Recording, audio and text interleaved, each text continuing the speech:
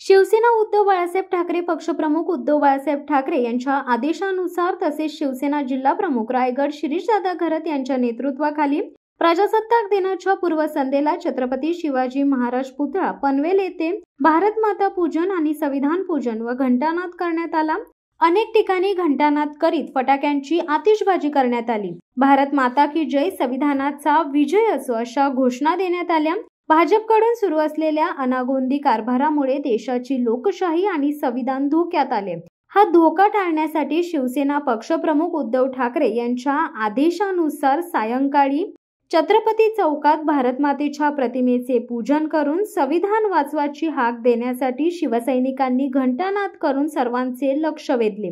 यावेळी जिल्हा सल्लागार शिरीष बुटाला, उपजिल्हा प्रमुख रामदास पाटील, विधानसभा संघटक दीपक निकम, विधानसभा समन्वयक प्रदीप ठाकूर, महानगर समन्वयक दीपक घरत, तालुका प्रमुख ज्ञानेश्वर बडे, उपमहानगर प्रमुख अच्युत मनोरे, पनवेल शहर प्रमुख प्रवीण जाधव, नवीन पनवेल शहर प्रमुख यतीन देशमुख, खांदा कॉलनी शहर प्रमुख सदानंद शिर्के, कामोठे शहर प्रमुख रामदास गोवारी, कळंबोली शहर प्रमुख सूर्यकांत मस्कर, युवा सेना जिल्हा अधिकारी पराग मोहिते, महिला आघाडी उपजिल्हा संघटिका सौरेवती सकपाळ, तालुका संघटिका प्रमिला कुरघुडे, तालुका संघटिका अनिता डांगरकर, ग्रामीण उपतालुका संघटिका तनुजा झुरे, उपमहानगर संघटिका संचिता राणे, संघटिका शहर अर्चना कुलकर्णी यांच्यासह शिवसेना पदाधिकारी मोठ्या संख्येने उपस्थित होते। आपण भारतीय जनता पार्टीचा निषेध करण्यात येत आहे आणि परंतु संविधान या ठिकाणी आज अभियंता या ठिकाणी राबवण्यात येत आहे। काय आज आम्ही जेव्हा दिवस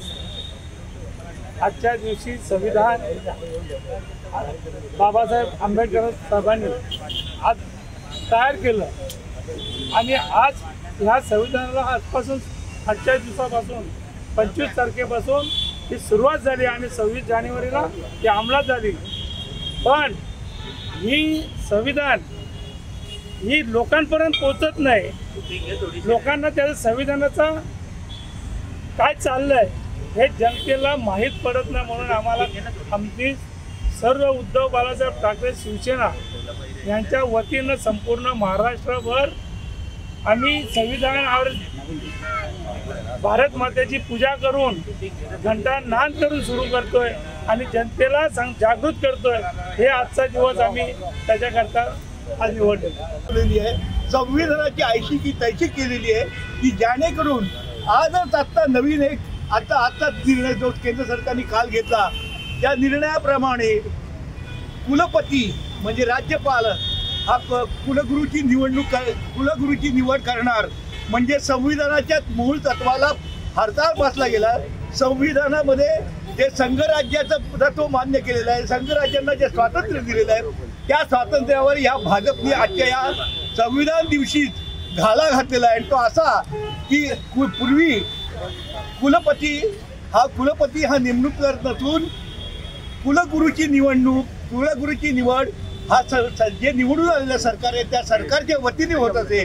परंतु आता त्या सरकारच्या जो स्वातंत्र्य होतं, सरकारचं जे अधिकार होतं त्या अधिकारावर अतिक्रमण केलं कोणी तर या पंतप्रधानांनी गृहमंत्री शहानी केलं आणि त्यामुळे आजपासून सर्व कुलपतींना म्हणजे राज्यपालाला एवढे घाणेरडे अधिकार दिलेत। पण महाराष्ट्रातच उदाहरण घ्यायचं तर संविधानाची धज्जी उडवली ती कोणी राज्यपाल कोश्यारींनी 12 जणांची नावं आमदारकीसाठी दिली होती।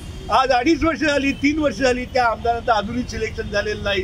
अशा रीतीने राज्यपालांना अमर्याद अधिकार देऊन आणि त्यांना अमर्याद त्यांच्या सत्तेचा वापर करून निवडून आलेल्या सरकारला त्रास देण्याचा जो प्रयत्न चालू आहे ही संविधानाची इज्जत केलेली आहे। ही संविधान पायदळी उडवली आहे। एवढंच नव्हे तर याच भारतीय जनता पक्षाच्या सरकारने नालायकरित्या नीचरित्या आणि असंस्कृतरित्या या न्यायसंस्था ताब्यात घेण्याचा प्रयत्न केला। त्याचप्रमाणे तुमचे CBI, ED या संस्था ताब्यात घेण्यात आलेला।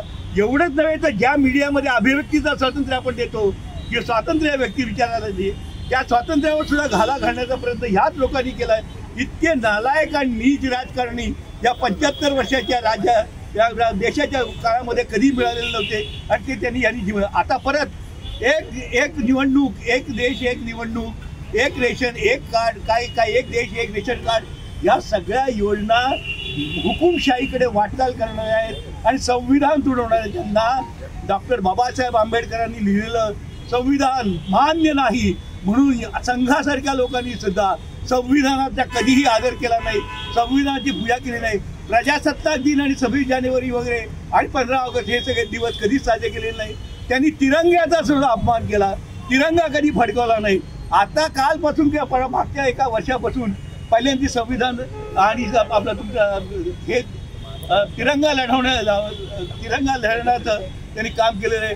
परंतु त्यांच्या मनोवृत्तीमध्ये वर्णद्वेष आहे, माणसामध्ये द्वेष आहे आणि आणि जातीमध्ये आणि धर्मामध्ये तेढ करण्याचा प्रयत्न करतायत आणि अशा रीतीने या संविधानाची वाट लावण्यात आलेली आहे. आता तर आणखी या न्यायसंस्थेमध्ये काय, या महाराष्ट्रामध्ये बेकायदेशीर सरकार लादलं गेलं आणि त्या बेकायदेशीर सरकारच्या बाबतीत आज 2.5 ते 3 वर्ष झाले तरी देखील अजून निर्णय दिला अपात्रतेचा निर्णय दिलेला नाही. या दृष्टीने म्हणून हा निषेध करण्यासाठी आणि खऱ्या अर्थाने संविधान सशक्त बनवण्यासाठी शिवसैनिकाची गरज आहे, शिवसेनेची गरज आहे. शिवसेनेसारख्या राष्ट्रभक्तीची आणि राष्ट्रवादाची प्रेरित असलेली शिवसेनेची गरज आहे. आणि सगळे सांगतात शिवसेनेने हिंदुत्व सोडलं वगैरे वगैरे, हे सब झूट आहे.